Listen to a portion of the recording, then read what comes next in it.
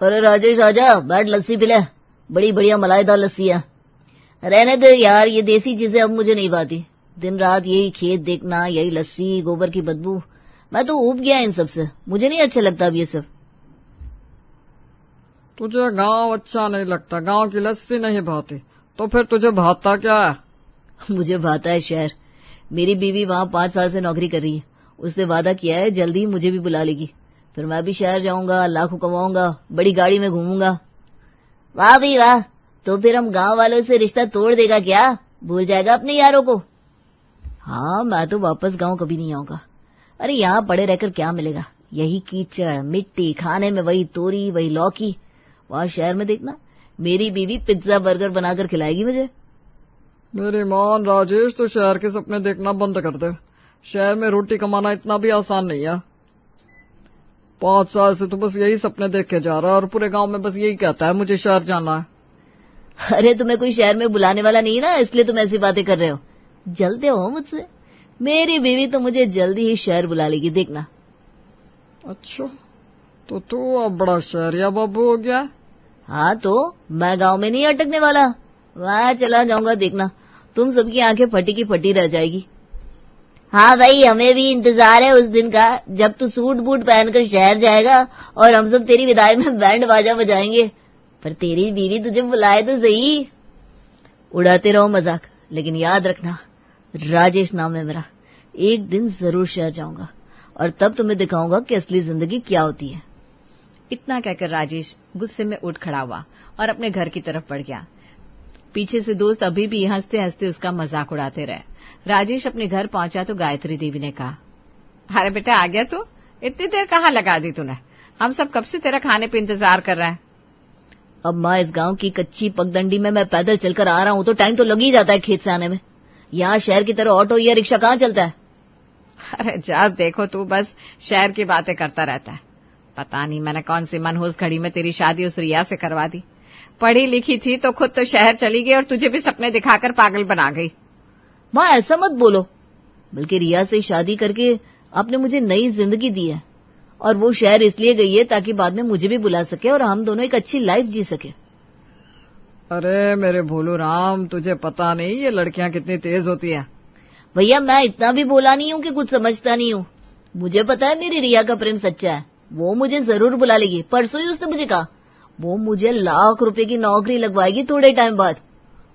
ओहो, तो वो वहां से भी तुझे उल्टे सीधे सपने दिखाती है।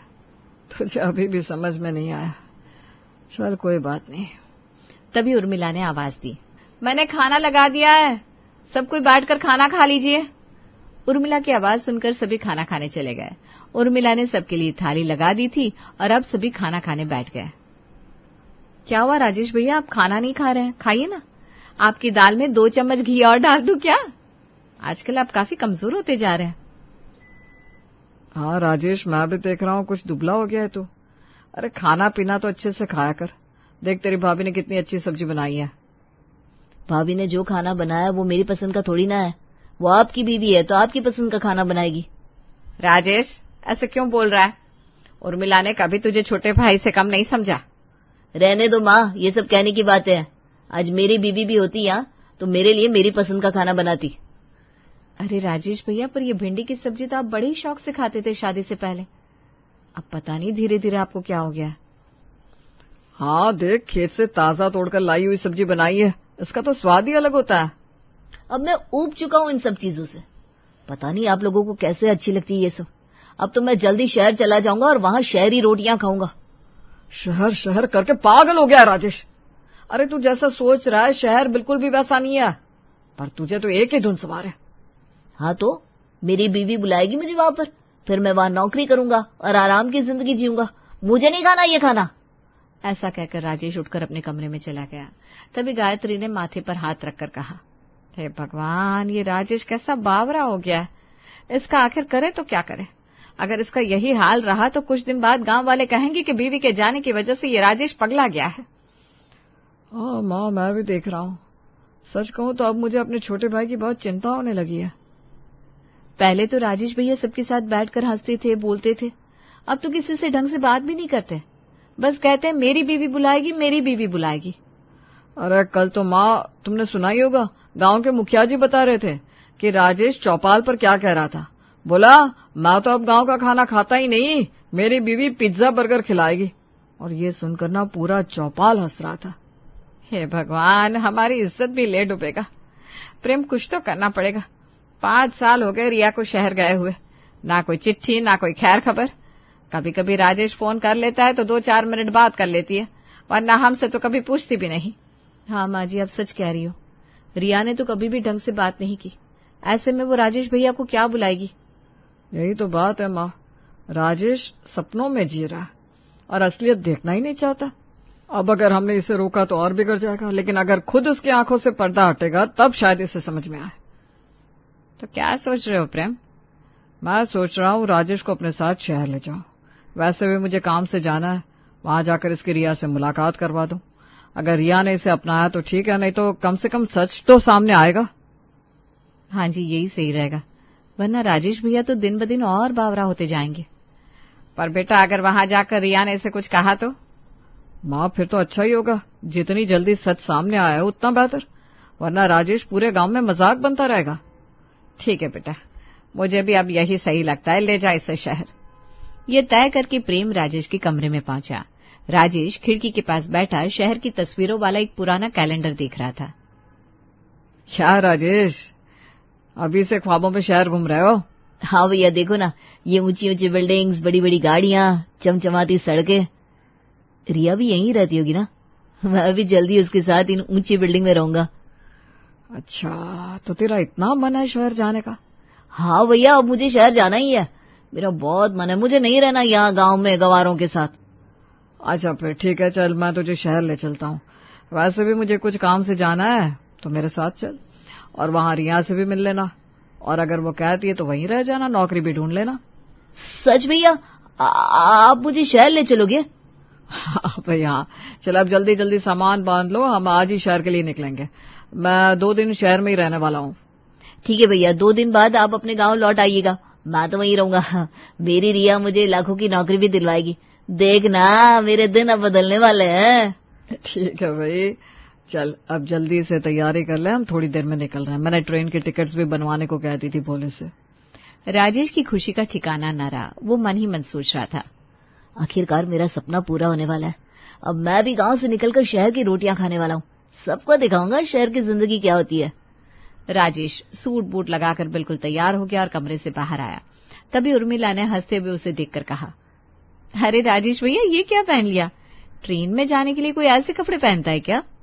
अरे आपको क्या पता भाभी, शहर में ऐसे ही कपड़े पहनते हैं, इसीलिए तो मैंने शहरी कपड़े पहने हैं। भाई मैं भी शहर गई हूँ, पर ऐसे अतरंगी कपड़े तो मैंने नहीं देखे। इसमें आप बिल्कुल जोकर लग रहे हैं। भाभी, बड़े बड़े सब लोग ऐसे ही कपड़े पहनते हैं, आपने कभी देखा नहीं होगा ना, इसलिए आपको अतरंगी लग रहे हैं। मैं तो इन्हीं कपड़ों में शहर जाऊंगा। अच्छा बाबा, आपकी जैसी मर्जी हो वैसे जाइए, मुझे क्या। अब जल्दी से बाहर जाइए, आपके भैया आपका इंतजार कर रहे हैं। अब राजेश ने गायत्री देवी के पैर छुए और प्रेम के साथ निकल गया। लंबा सफर तय करने के बाद आखिरकार ट्रेन शहर के स्टेशन पर आकर रुकी। राजेश के चेहरे पर चमक थी और रिया से मिलने की खुशी। स्टेशन से बाहर निकलते ही भीड़, ट्रैफिक का शोर और गाड़ियों की रफ्तार देखकर राजेश की आंखें चौंधिया गई। भैया देखो तो सही, क्या बात है शहर की, ऊंची ऊंची बिल्डिंगें, चमचमाती गाड़ियां, यहाँ तो हर कोई स्टाइल में घूम रहा है। सच कहूं तो अब लग रहा है कि मैं असली दुनिया में आ गया हूँ। हाँ भाई हाँ, शहर की यही तो पहचान है। अच्छा तूने रिया को बता दिया था ना हम आने वाले हैं, वो आई नहीं हमें लेने? भैया मैंने उसे बताया और वो तो इतनी खुश थी कि कुछ बोल ही नहीं पाई। मेरी रिया यहीं कहीं होगी, जैसे ही मुझे देखेगी दौड़ कर गले लगा लेगी। रुकिए फोन करता हूँ। हाँ भाई हाँ, फोन करके देख आखिर कहाँ है रिया। राजेश ने मोबाइल निकाला और रिया का नंबर डायल किया, पर रिया ने फोन नहीं उठाया। अरे ये फोन क्यों नहीं उठा रही? जरूर ऑफिस में होगी या फिर शायद काम में फंसी होगी। कितनी बार मिला लिया नंबर राजेश, अगर कोई बार बार फोन करने पर भी फोन न उठाए तो समझना चाहिए कि कुछ गड़बड़ है। अरे नहीं भैया, ऐसा कुछ नहीं है, रिया मुझे बहुत प्यार करती है, बस अभी बिजी होगी। अच्छा, फोन नहीं उठा रही है, पर तेरे पास रिया का एड्रेस है ना, हम सीधा उसके घर पर ही चलते हैं। हाँ हाँ भैया बिल्कुल, मेरे पास रिया का पूरा एड्रेस है, वहीं चलते हैं। जब मैं अचानक उसके सामने खड़ा होऊंगा ना, उसकी खुशी का ठिकाना नहीं रहेगा। चल फिर सीधे वहीं चलते हैं। अब देखते हैं रिया खुश होती है या फिर शॉक। राजेश और प्रेम एक ऑटो में बैठकर सीधे रिया के घर निकल पड़े। राजेश के चेहरे पर सपनों जैसी चमक थी, जबकि प्रेम की आंखों में गहरी चिंता छिपी थी। थोड़ी ही देर बाद राजेश और प्रेम रिया के घर पहुंचे और डोरबेल बजाई। रिया ने दरवाजा खोला। राजेश और प्रेम को देखकर शॉक हो गई। राजेश, प्रेम भैया, आप लोग यहाँ तक पहुंच भी गए? क्यों, तुम्हें अच्छा नहीं लगा क्या? तुम्हें राजेश ने बताया तो था कि हम आ रहे हैं। अब हाँ, बताया था। मैं आपको लेने नहीं आ पाई, एक्चुअली ना मैं थोड़ा बिजी थी। अरे हाँ, मैं समझ सकता हूँ, काम का प्रेशर होता है। हम 5 साल बाद मिले हैं। अंदर नहीं बुलाओगी? अब जी आइए, अंदर आइए, बैठिए। रिया, तुम तो शहर आकर बहुत बदल गई हो। कितने अलग कपड़े पहने हैं तुमने, एकदम स्टाइल में रहती हो। अच्छी लग रही हो। अब मैं भी तुम्हारे साथ रहते रहते धीरे धीरे ये सब सीख जाऊंगा। मेरे साथ मतलब? आपका यहीं रहने का इरादा है क्या अब राजेश? अरे हाँ, अब और नहीं रहा जाता तुम्हारे बिना। तुम भी तो मुझे बहुत याद करती होगी ना। अब मैं यहीं तुम्हारे पास रहूंगा। तुम मेरे लिए ना कोई अच्छा सा काम ढूंढ देना। ओह माय गॉड राजेश, मैंने आपको बुलाया ही नहीं था अभी। आप यहाँ क्या काम करेंगे? रिया, तुम्हारा पति है, वो तुम्हारे साथ ही रहेगा ना। रही बात काम की, तो कोई नौकरी इसके लिए भी ढूंढ देना। अगर नौकरी नहीं मिली तो कोई छोटा मोटा बिजनेस कर लेगा। देखिए, अभी मैं ये सब बातें नहीं कर सकती, मुझे ऑफिस जाना है, लेट हो रहा है। शाम को बात करेंगे इस बारे में। हाँ, मुझे भी शहर में कुछ काम है, मैं भी जाता हूँ, काम खत्म कर लेता हूँ, शाम को मिलता है। हाँ हाँ, आप लोग दोनों आराम से अपना काम खत्म करके आइए। मैं तो यही हूँ, घर में आराम करूंगा। ओके फाइन, आप यहाँ रुकिए और जो खाना है बना लीजिएगा। बाय। और प्लीज ये जोकर जैसे कपड़े चेंज कर लीजिए, यहाँ सोसाइटी में मेरी इज्जत है। ऐसा कहकर रिया चली गई। रिया के जाने के बाद प्रेम ने राजेश से कहा, अरे राजेश, ये रिया ने न पानी पूछा न चाय, बस हमारे आते ही निकल गई। हाँ भैया, ये बात तो है, पर उसे कोई काम की जल्दी होगी, इसीलिए चली गई होगी। ये तो अपना ही घर है, चाय पानी लेकर पी लेंगे। हाँ भाई, तू ही पी ले बनाकर चाय पानी, मैं तो बाहर जा रहा हूँ, शाम को आऊंगा। आज रात यहीं रुककर कल गांव के लिए निकल जाऊंगा। मुझे तो मेरा गांव बहुत प्यारा है। मुझे तो गांव बिल्कुल अच्छा नहीं लगता। देखो ना, यहाँ कितने अच्छे घर है, यहाँ गोबर की बदबू भी नहीं है, और यहाँ मेरी रिया है। हाँ बेटा, अभी तो तुझे गांव का सब कुछ बुरा ही लगेगा। चलो कोई बात नहीं, अब मैं जाता हूँ, शाम को मिलूंगा। ऐसा कहकर प्रेम भी चला गया। अब राजेश रिया के घर में अकेला था। पूरा घर देखने के बाद अब राजेश ने फ्रिज में रखी पेस्ट्री निकाली और खाई और फिर चैन से सो गया। शाम को प्रेम अपने काम से लौटकर बैठा ही था कि रिया किसी लड़की के साथ घर पर आई। अरे रिया, तुम आ गई? अरे ये कौन है तुम्हारे साथ? ये मेरे ऑफिस का फ्रेंड है, अरमान। हम दोनों साथ में काम करते हैं और मेरे साथ यही रहता है। हो अच्छा, नमस्ते भाई साहब, मैं राजेश, रिया का पति। जी नमस्ते। अरे राजेश, ये अरमान रिया के साथ यहाँ इसी फ्लैट में रहता है क्या? तुम्हें जरा भी प्रॉब्लम नहीं है? तुमने कोई सवाल नहीं पूछा? हाँ भैया, क्योंकि मुझे पता है मेरी रिया कुछ गलत कर ही नहीं सकती। अरे इस बेचारे के पास रहने के लिए जगह नहीं होगी तो रिया ने उसे अपने यहाँ रख लिया होगा। रिया, ये तो तुम्हारे प्यार में पागल हो गया है, तुमसे कुछ पूछेगा नहीं। क्या तुम हमें बताना पसंद करोगी कि अचानक ये फ्रेंड यहाँ क्यों? भैया, असल में मुझे राजेश से कुछ बात करनी है। मैं भी अब सब बताना चाहती हूँ। अरे बोलो ना, मुझे भी तो सुनना है। 5 साल बाद मिले हैं तो बहुत सारी बातें करेंगे। राजेश की बात पर अब रिया ने कुछ नहीं कहा। उसने चुपचाप एक बैग से पेपर निकाला और राजेश के सामने रख दिया। ये लीजिए, इन पर साइन कर दीजिए। ये क्या है? किस चीज के पेपर है? अरे राजेश, ये तो डिवोर्स के पेपर है। डिवोर्स? ये मजाक है ना? इतने साल बाद जब हम मिले तो तुम ये कागज लेकर खड़ी हो। क्या हुआ तुम्हें? तुम मेरे साथ प्रैंक कर रही हो ना? ये मजाक नहीं है राजेश, मुझे सच में आपसे डिवोर्स चाहिए। पर क्यों? अगर तुम्हें अलग होना ही था तो पहले बता देती। 5 साल से मेरे भाई को सपनों में क्यों उलझाए रखा? मैंने कोई सपने नहीं दिखाए भैया। मैंने अपनी जिंदगी अपने हिसाब से जी है और सच यही कि मैं राजेश के साथ नहीं रह सकती।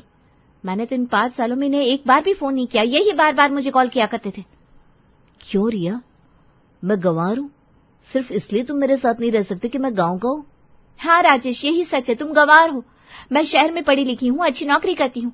मुझे एक ऐसा पार्टनर चाहिए जो मेरे लेवल का हो, न कि कोई जो गांव से सिर्फ सपने लेकर आया हो। रिया, मैं तुमसे प्यार करता हूँ, मुझे पैसों से लेवल से कोई मतलब नहीं है, मैं तुम्हारे साथ रहना चाहता हूँ।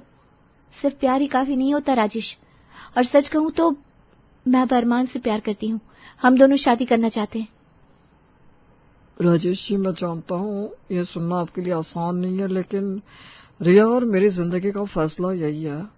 तो मतलब 5 साल से मैं बेवकूफ बनता रहा, गांव वालों से लड़ता रहा, भाभी के हाथ के खाने की बुराई करता रहा, बस इस उम्मीद में कि रिया एक दिन मुझे बुलाएगी और तू यहाँ किसी और की होगी।